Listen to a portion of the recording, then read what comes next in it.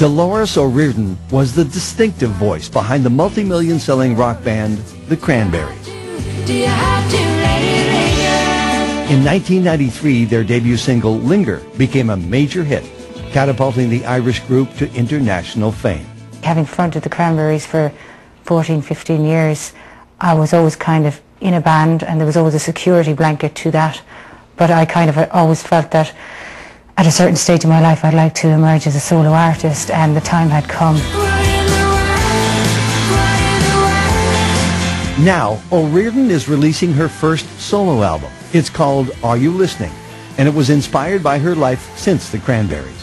Over the 4 years there were a lot of experiences which were very valid when it came to material, songwriting material. There was extreme sadness and there was extreme happiness. I mean, on the sad side of things, my mother-in-law died, and she had a very long, weary illness. She died of cancer, so she had a very slow death, and it was very, very sad to see somebody going through all that. But then a couple of years later, my husband and I had a baby girl, so that brought a lot of happiness back into life. In 1994, O'Riordan married The Cranberries' tour manager, Don Burton. These days, they live with their children in both Ireland and Burton's native Canada. The album was largely written in their southern Ontario cottage. This is where I come to write and escape and to kind of get inspired, get into that creative zone. It's really gorgeous because we're right on a lake, which is frozen now. It's really nice. It's kind of a nice holiday home to have.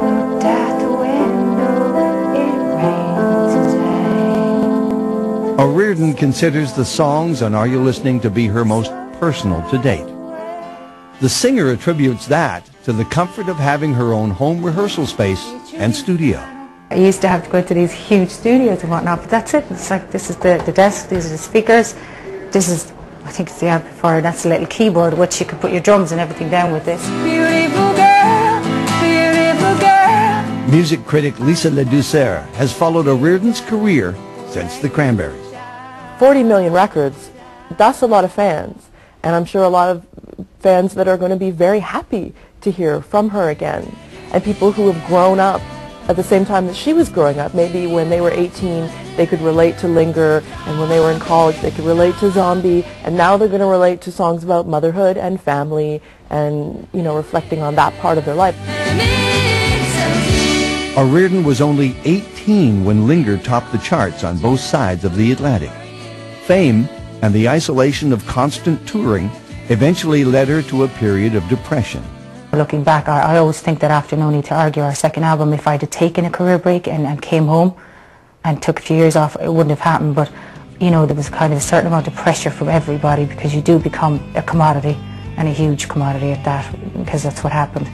But, you know, you get burnt out. You know, you do have to come home and take a break and get your feet back on the ground. When I think about Dolores from the Cranberries and where she might fit in the 21st century, I think a lot of people will appreciate her in the same way that they like Dido and these other sort of, you know, adult alternative, more mature but still cool female singers. It's something a little bit different, a little bit more alternative but still very feminine. There were no boundaries for me on this record, and I'm just representing myself. I'm not representing the three guys, so that in a way made me feel more creative freedom. As in, like, anything is possible, you know.